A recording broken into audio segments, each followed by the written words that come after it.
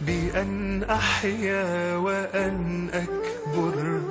أنا طفل وما ذنبي بأن أقتل وذا جسدي طريا عظمه يكسر. أماني بحضنك أمي.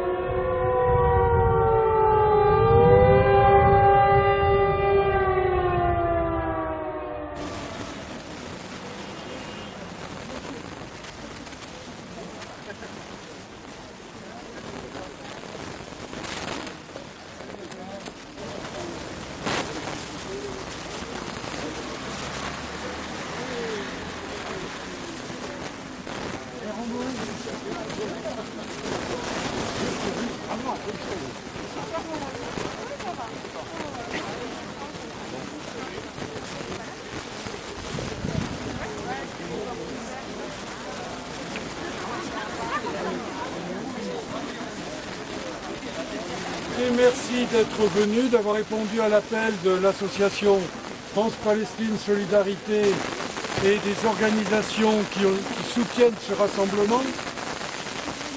Vous entendez là comme ça? Oui. Alors on va innover, parce que nous sommes des innovateurs et innovatrices.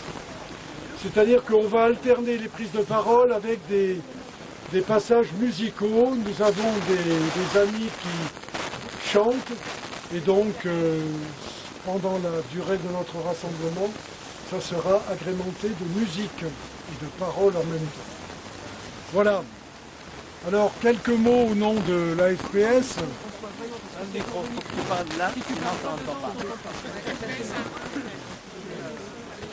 Bien, plus que jamais, le peuple palestinien a besoin de notre solidarité, de la nôtre, mais aussi de la communauté internationale. Nous nous sommes certes réjouis de l'accord signé il y a quelques jours entre Israël et le Hamas, qui acte le cessez-le-feu, pour lequel nous nous battons depuis des mois, et qui va permettre la libération progressive des otages, mais aussi des prisonniers politiques palestiniens qui croupissent dans les geôles d'Israël. Et aussi une perspective de discussion. Mais cet accord est fragile et précaire.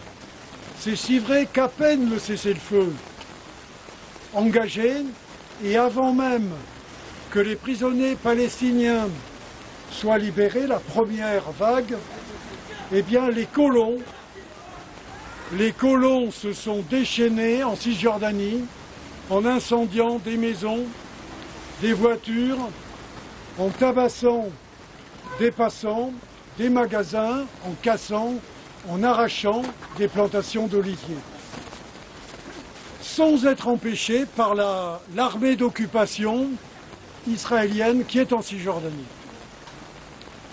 Les 15 mois de génocide à Gaza et environ 50 000 morts, il ne faut pas oublier de le rappeler, ont détourné les regards de la Cisjordanie, mais on dénombre à ce jour 878 Palestiniens tués par l'armée d'occupation israélienne depuis le 7 octobre 2023.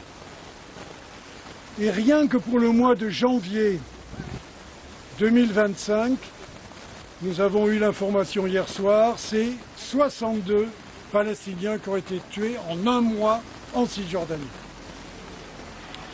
C'est dire que le génocide et l'épuration ethnique continuent. C'est si vrai que les soutiens d'Israël, au premier rang desquels Trump, renforcent leur appui et s'inscrivent dans la démarche du gouvernement de Netanyahou, notamment dans son projet d'annexion des territoires palestiniens, appelés territoires qui sont occupés aujourd'hui. Et cela dans la perspective de la constitution du Grand Israël rêvé par le mouvement sioniste sur le territoire de la Palestine historique. il y a fort à parier que derrière l'accord de cessez-le-feu, Vas-y, parle normalement et moi je te... derrière l'accord de cessez-le-feu, des gages ont été donnés à Israël et aux colons pour que continue la colonisation et l'annexion des territoires. C'est si vrai que Trump vient d'annoncer sa volonté d'expulser les Gazaouis en Égypte et en Jordanie. Il y en a, leur a-t-il dit, qu'1,5 million à caser. Vous les prenez. Si bien qu'on fait place nette à Gaza et on sait très bien ce que ça veut dire par là-dessus. C'est si vrai que l'armée d'occupation cible les camps de réfugiés palestiniens en Cisjordanie, notamment à Jénine et à Naplouse, ces camps qui sont bombardés, qui subissent des incursions et des agressions des soldats israéliens. Alors l'urgence, c'est bien sûr de faire respecter le cessez-le-feu, ce qui n'est pas simple.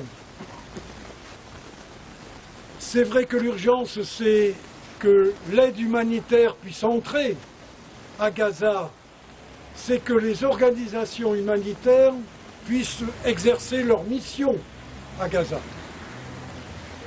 Mais je pense à l'UNRWA, c'est-à-dire l'agence onusienne de soutien aux réfugiés palestiniens qui vient d'être interdite par Israël. Et quand on sait tout ce que fait l'UNRWA en Cisjordanie, ce qu'elle faisait à Gaza, on se demande comment ils vont pouvoir continuer à vivre. Mais il est absolument nécessaire de continuer le combat pour mettre fin à l'occupation, à la colonisation et à l'apartheid, qui sont autant de crimes contre l'humanité, et pour la libération de tous les prisonniers politiques palestiniens, comme la libération de tous les otages. Selon les chiffres du 7 janvier, c'est 10 400 prisonniers politiques dans les prisons israéliennes, dont 3 476 en détention administrative, c'est-à-dire sans procès, sans qu'aucune charge ne soit communiquée. Parmi ces prisonniers, il y a 320 enfants et 88 femmes. Alors, plus que jamais, nous demandons que la France sorte de son silence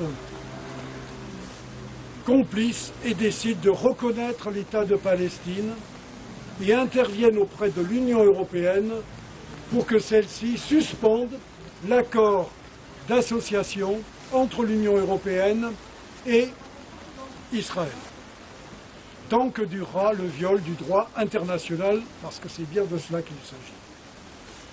Plus que jamais, nous militons pour une protection internationale du peuple palestinien et nous sommes toujours aux côtés de ce peuple pour une paix juste que je viens et durable. partager ce communiqué de la plateforme des ONG françaises pour la Palestine, dont la LDH est membre. Ce communiqué date du 30 janvier 2025.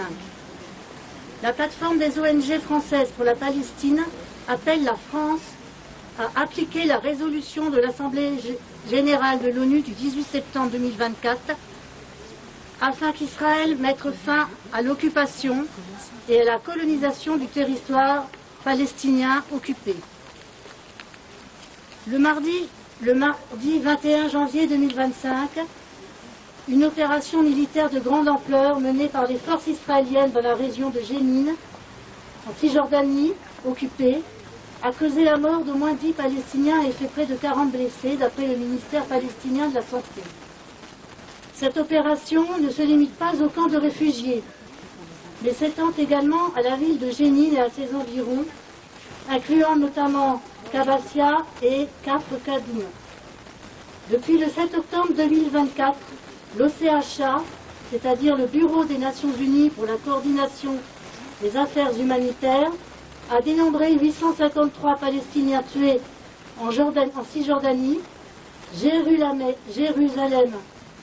incluse dans le contexte de l'occupation. Cette offensive a lieu dans le contexte de l'intensification de la colonisation israélienne qui a atteint des niveaux records en 2023, selon un rapport publié par la représentation de l'Union européenne dans le territoire palestinien occupé en août 2024.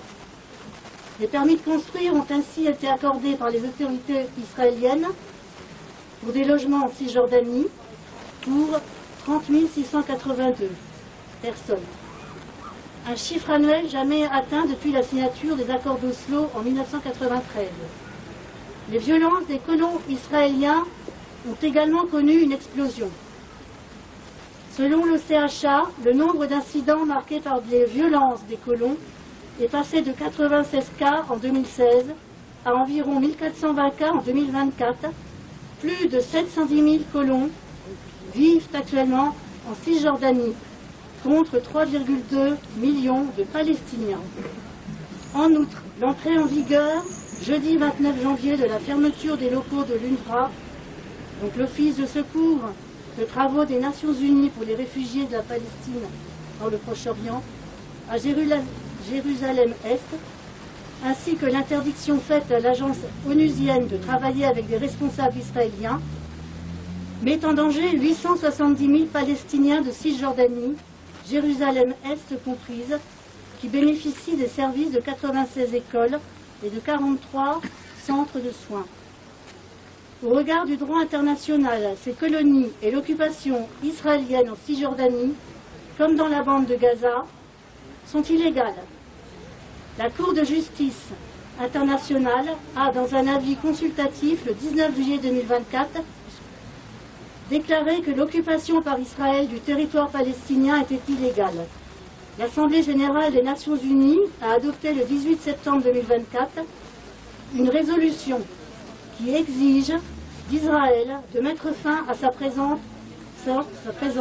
illicite dans le territoire palestinien occupé, au plus tard d'ici au bout de 12 mois.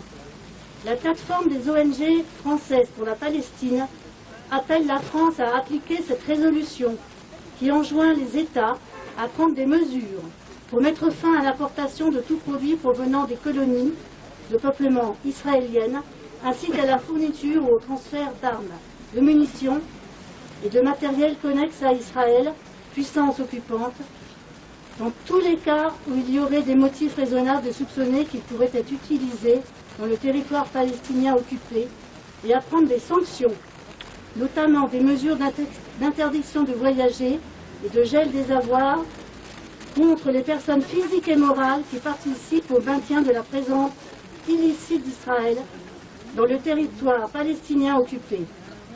La plateforme des ONG françaises pour la Palestine appelle en outre la France à sanctionner les membres du gouvernement israélien qui soutiennent l'intensification de la colonisation et les violations massives des droits humains dans le territoire palestinien occupé. Paris, le 30 janvier 2025. Nous réalisons à chaque rassemblement une minute de silence. Un bref rappel, même si beaucoup à l'église, 50 000 morts, 100 000 morts et disparus non officiels dans la bande de Gaza, 350 000 blessés, une large part d'enfants et de femmes. Et puis bien sûr tous les crimes, toutes les exactions en Cisjordanie dont François a parlé et qui ne sont malheureusement pas assez cités dans nos médias qui parlent d'otages d'un côté, de prisonniers de l'autre, des prisonniers non inculpés, non jugés, des enfants enfermés. Pour toutes les victimes de la Palestine, encore une fois, aujourd'hui, nous allons nous recueillir une minute, parce que derrière tous ces nombres, comme nous l'avons dit régulièrement, ce sont des vies, des visages, des hommes, des femmes, des enfants, une épouse, un mari, une tante, un grand-père, des gens comme vous et moi. Pour toutes les Palestiniennes et tous les Palestiniens, pour ne pas que leur mort soit en plus recouverte de silence. nous allons respecter un deuil.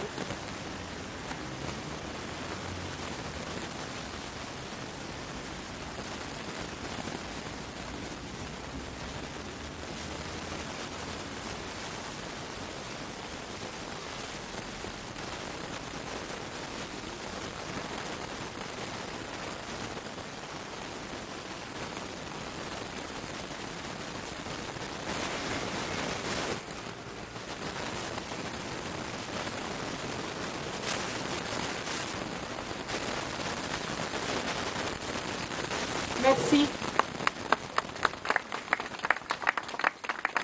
Palestine vivra, Palestine vaincra. Palestine vivra, Palestine vaincra. Palestine vivra, Palestine vaincra. Palestine vivra, Palestine vaincra. Palestine vivra, Palestine vaincra. La première chanson, c'est une chanson contre toutes les guerres, que vous connaissez sans doute. C'est La Butte Rouge.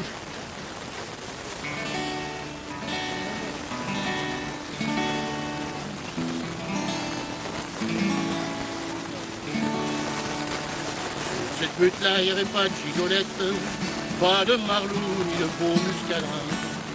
C'était loin du moulin de la galette et de Paname qui est le roi des patelins.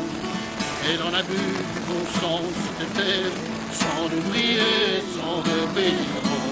Car les bandits qui sont contre les guerres ne meurent jamais, on tue les innocents. La butte rouge, c'est son nom. Le baptême suit un matin, où tous ceux qui grimpaient roulaient dans le ravin.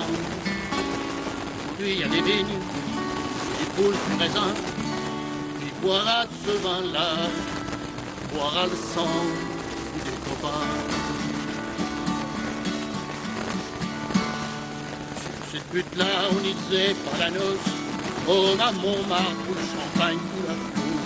Et les pauvres gars qui avaient laissé des gosses, ils étaient en pente de pénibles sans doute. Parce qu'elle en a plus des larmes, cette terre, larmes d'ouvriers, larmes de paysans. Car les bandits qui sont cause des guerres ne pleurent pas car ce sont des tyrans. La butte rouge, c'est son nom, le baptême suit un matin. Tous ceux qui grimpaient roulaient dans le ravin. Aujourd'hui, il y a des vignes qui poussent du raisin, qui boira de ce vin-là pour les larmes des copains. Sur cette butte-là, on fait des vendanges, on y entend les cris et les chansons. Vieux égards, tendrement qui échangent des mots d'amour qui donnent le frisson. Qu'ils songeaient dans leur propre chagrin, en cet endroit où s'échangent leurs risées. J'ai entendu la nuit monter des plaintes, et j'y ai vu des gars au crâne brisé. La butte rouge, c'est son nom, elle baptême suite un matin, où tous ceux qui grimpaient roulaient dans le ravin. Aujourd'hui, il y a des vignes qui poussent du raisin, et moi j'y vois des croix portant le nom du copain. Chanson écrite en 2008 lors de l'opération Plomb Durci, mais qui est malheureusement toujours d'actualité.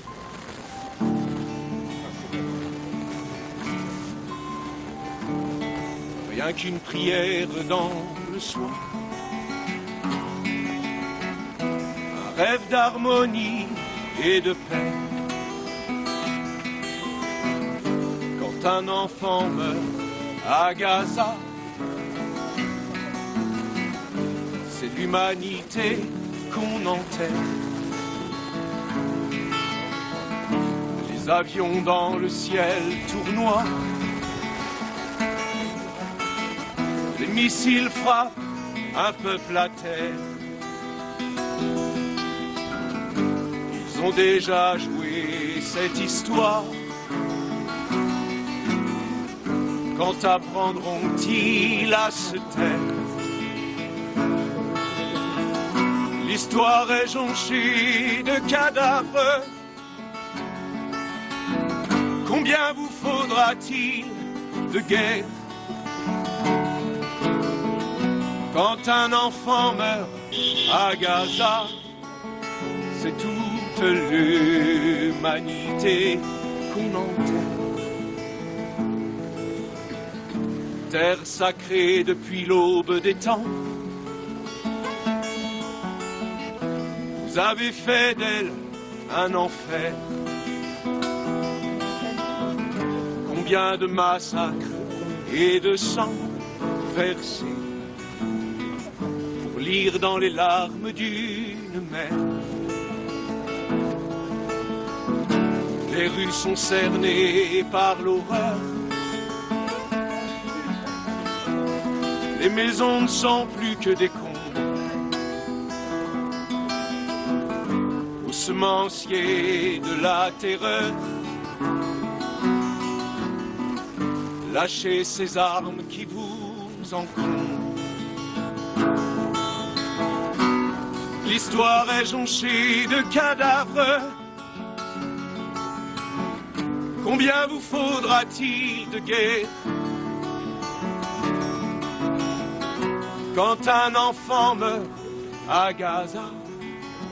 C'est toute l'humanité qu'on enterre.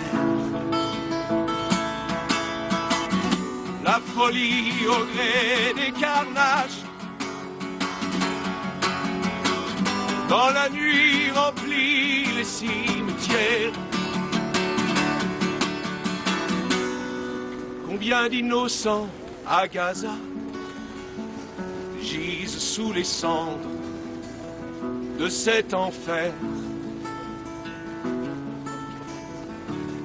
Quand inhumée sera la haine, comme deux frères marchant dans l'Orient, aux Palestine et Israël. Ensemble vous pleurerez vos morts. Nous sommes là pour saluer une trêve que l'on sait indispensable à la survie de la population de la bande de Gaza. Cette population de 1,5 million de personnes que, à peine investie, Donald Trump a déclaré vouloir déplacer temporairement ou à long terme en Égypte ou en Jordanie. Parce qu'il faut faire le ménage là-dedans. Des propos du président états-unien qui sont honteux, qui encouragent, s'il en était encore besoin, la politique d'épuration ethnique menée par le gouvernement d'extrême droite israélien contre le peuple palestinien.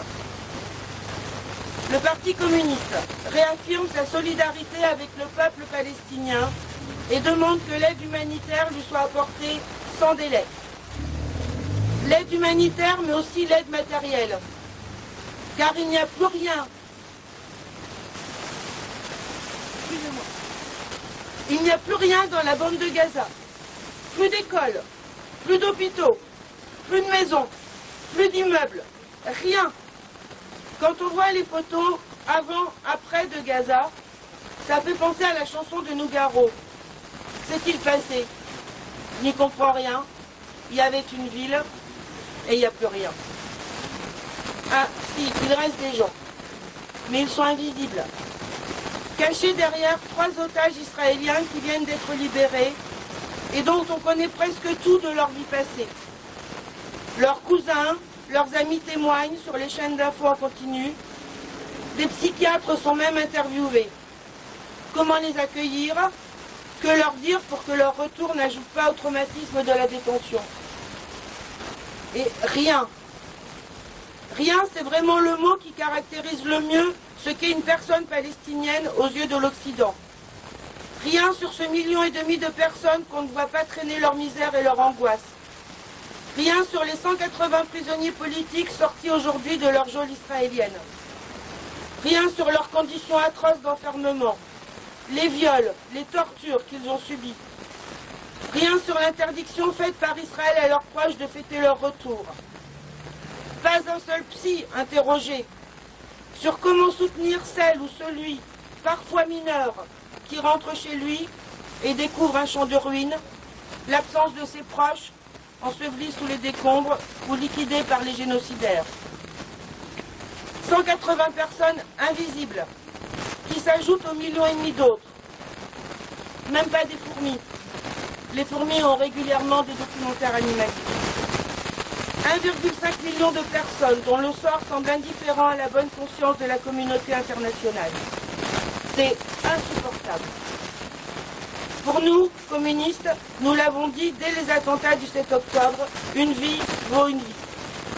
La vie de chaque Palestinien compte, comme celle de chaque autre être humain sur Terre. Alors, si nous demandons que tous les otages raflés par le Hamas soient libérés, nous demandons aussi que l'État d'apartheid israélien libère les prisonniers politiques palestiniens qu'il retient en otage. Nous demandons que la France intervienne enfin pour aider à trouver une solution politique et à faire appliquer le droit international.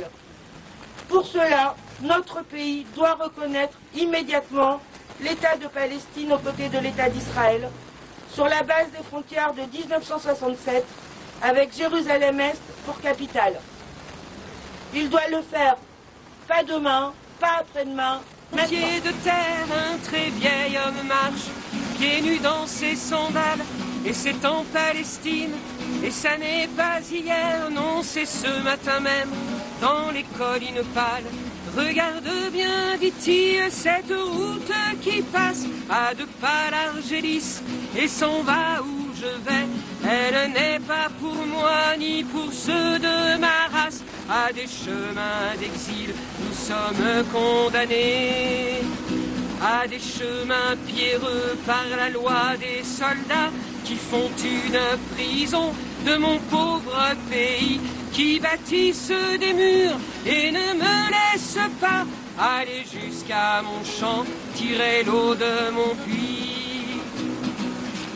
Regarde bien, dit-il, dans l'or de la vallée, le père de mon père et son père avant lui, patient pareillement, élevait l'olivier. J'ai fait ce qu'il faisait, mon fils m'aurait suivi, mais bardé de fusils, des flammes plein les yeux, les hommes sont venus, implacables, hurlant, cette terre désormais nous appartient, va-t'en, me voici l'étranger, le malvenu, le gueux.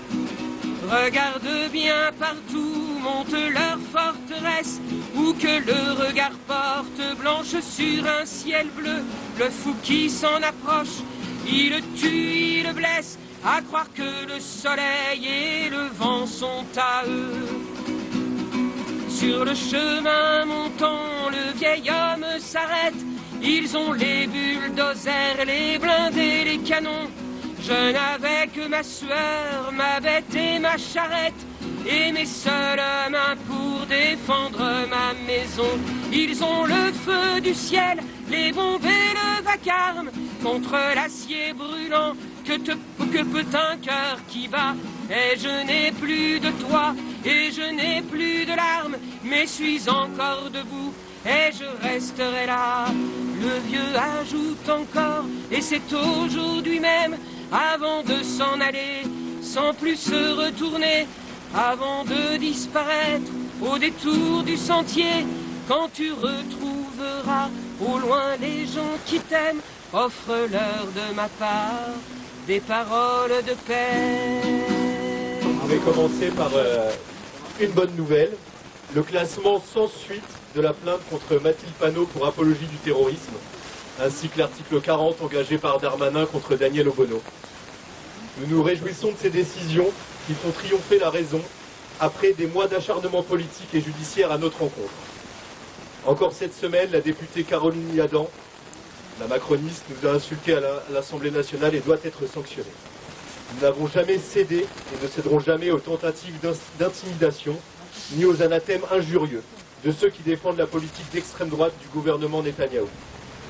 Nous rappelons à ceux qui s'acharnent à nous calomnier qu'aucun d'entre nous n'a été condamné pour antisémitisme. Il est temps de reprendre son sérieux et de se concentrer sur le combat de ceux qui, au Rassemblement national et chez leurs alliés, sont les véritables fauteurs de haine dans notre pays. Après 15 mois de guerre génocidaire, un cessez-le-feu à Gaza semble se dessiner.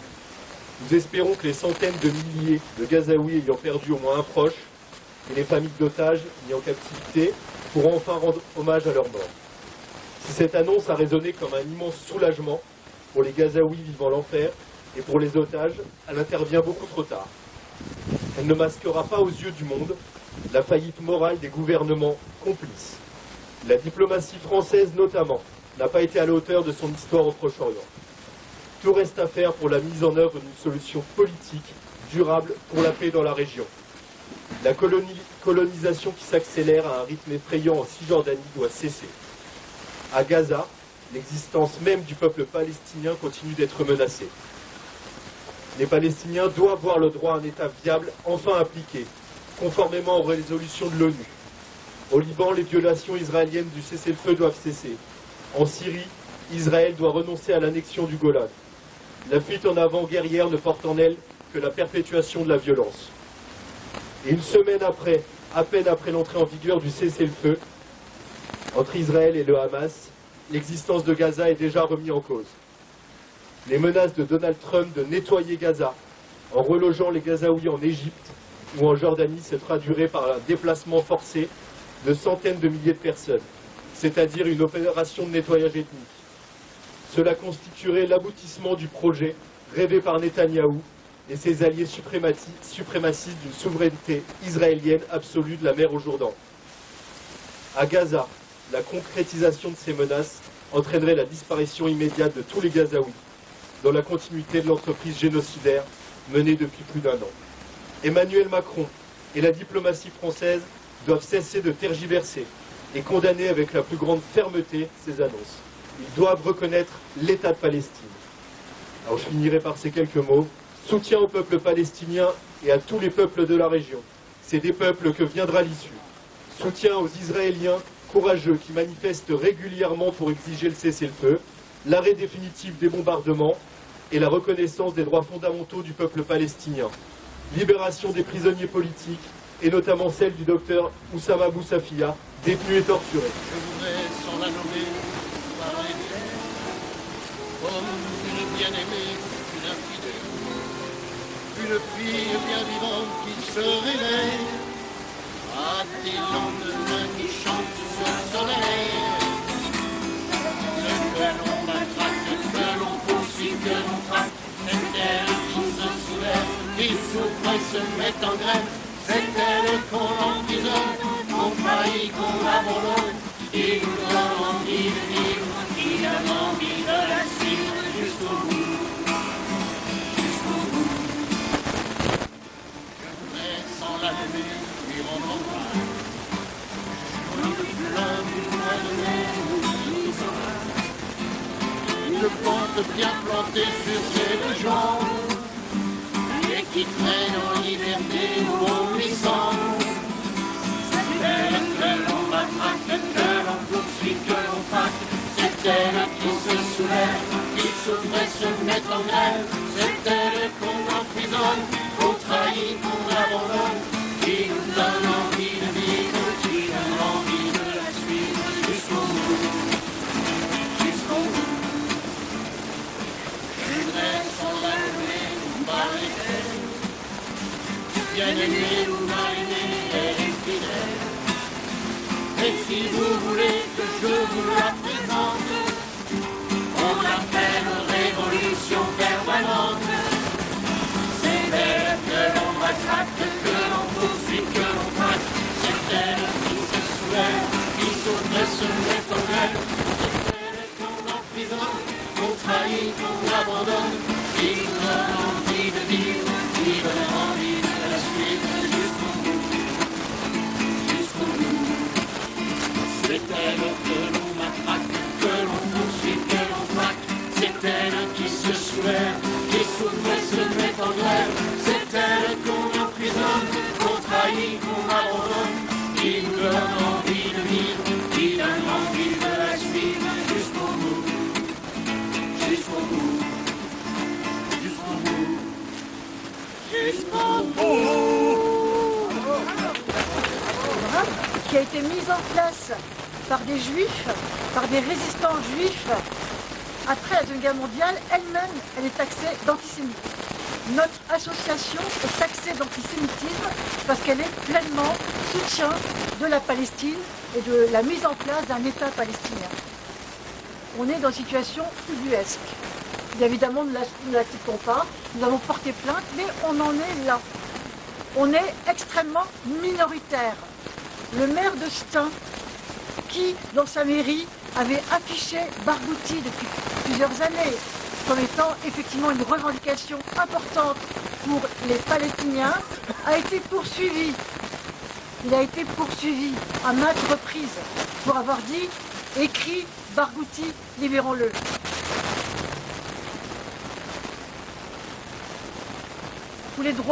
Pour le droit des Palestiniens, évidemment, à avoir un État autonome, autogéré, qui inclut, ça paraît fou de le dire, ça paraît fou de le dire aujourd'hui, mais il faut le dire, qui inclut Gaza. Mais pas que Gaza. Mais pas que Gaza, bien évidemment. Par ailleurs, les conflits dans le monde ont été multipliés par 2 en 5 ans. Ça veut dire quand même l'insuffisance, c'est le moins qu'on puisse dire, de ce qu'ont pu être les Nations Unies. L'avenir reste suspendu aux décisions de Trump et de Monson. Effrayant. Plus que jamais, malgré tout, notre boussole doit être le respect des décisions de l'ONU. Pour le peuple palestinien, pour le peuple kurde, pour le peuple sahraoui, pour les Ukrainiens, pour tous les peuples opprimés et pour qui on ferme les yeux actuellement. Tous les peuples. Les accords de l'ONU, plus que jamais. L'exigence de l'ONU souverain, réellement démocratique, évidemment qui remet en cause le Conseil de sécurité tel qu'il est aujourd'hui, qui donne le pouvoir aux plus riches et qui fait qu'effectivement ça bloque. C'est évident. L'ONU qui peut être la référence de tous les peuples pour faire contre-pouvoir. La présidence d'un pays développé doit porter cette exigence.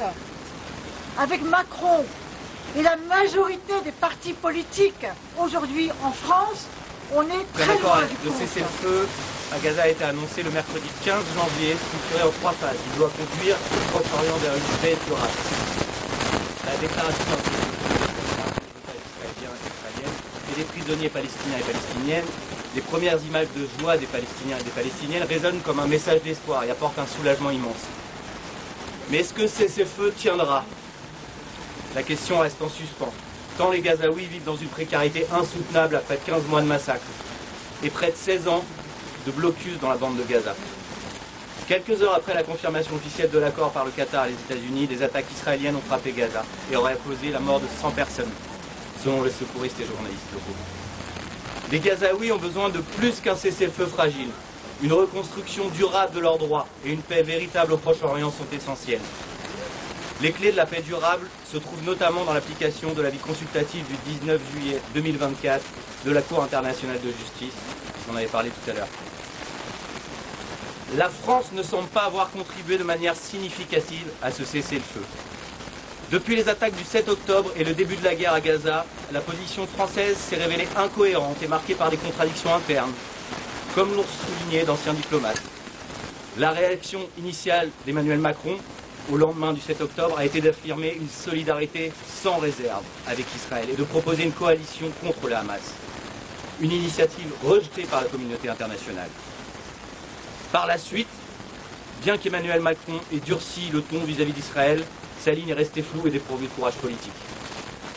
Nous regrettons aussi la lâcheté de l'Union européenne et la frilosité de la majorité au sein du Parlement européen qui s'est opposée à une demande de cessez-le-feu ou des sanctions à l'encontre de Benyamin Netanyahou et de son gouvernement, et qui refuse de reconnaître l'État de Palestine comme 10 de ses pays membres.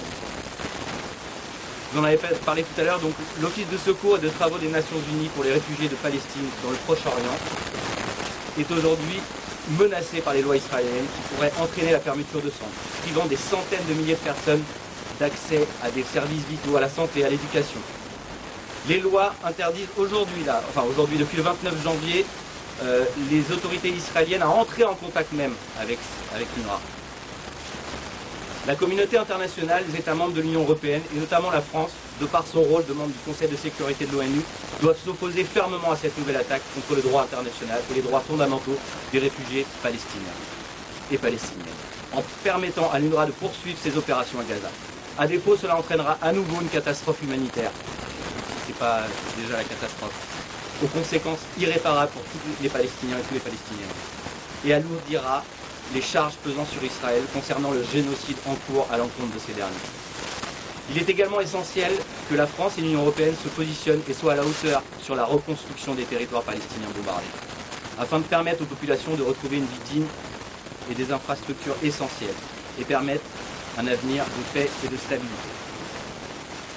Alors, je ne sais pas si vous vous souvenez ce qu'avait dit Edouard Plenel, mais moi ça m'avait beaucoup marqué, je vais essayer de paraphraser un petit peu, mais en gros, au sortir de la Deuxième Guerre mondiale, le camp des vainqueurs, donc nous, avons voulu réparer un crime absolu, le crime contre l'humanité, du génocide des Juifs par les nazis, par une injustice absolue. Et une injustice qu'on laisse perdurer depuis des décennies.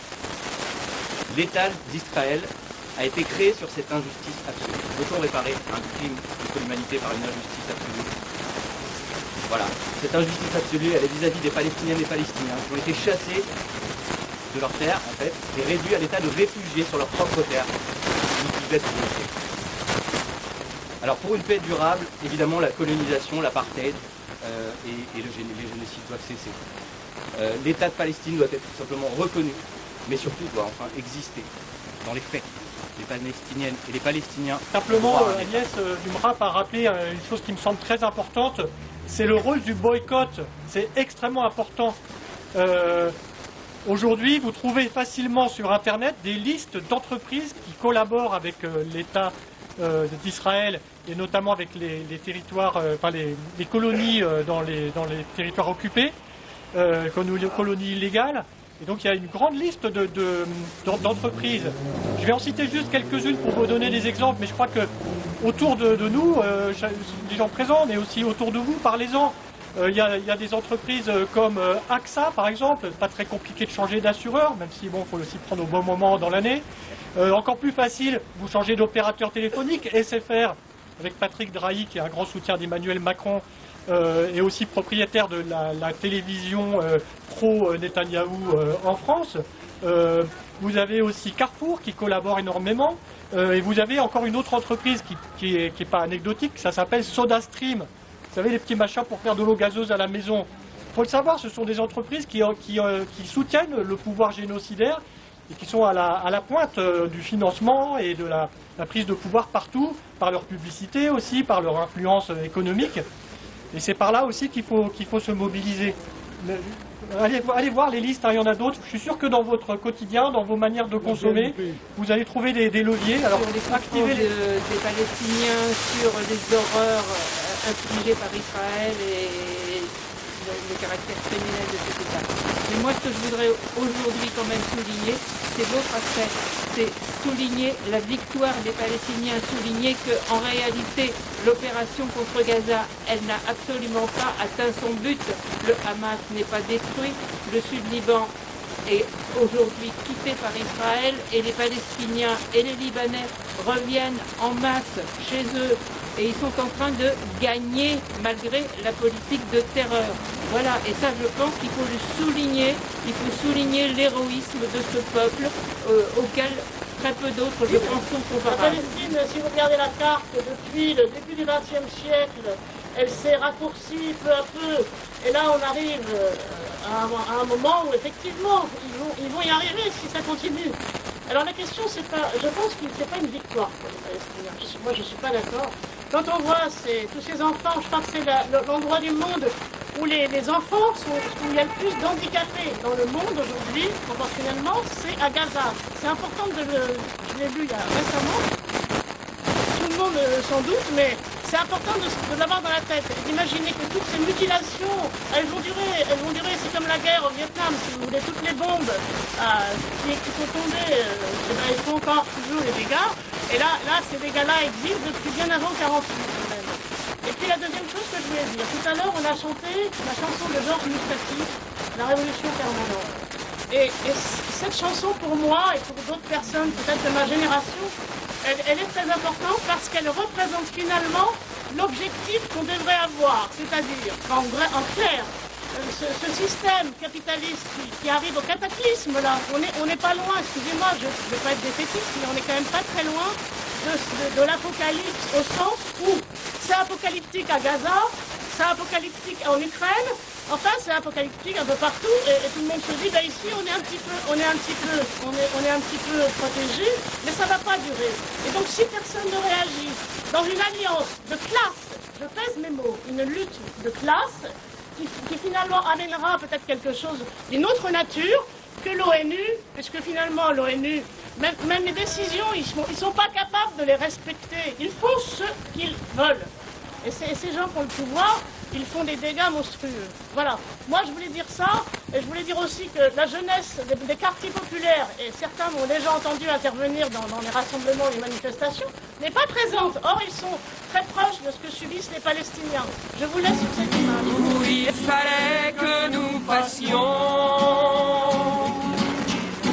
où il fallait que nous soyons, nous aurons eu la mauvaise partie. Quand les hommes vivront d'amour, il n'y aura plus de misère. Et commenceront les beaux jours, mais nous serons morts, mon frère.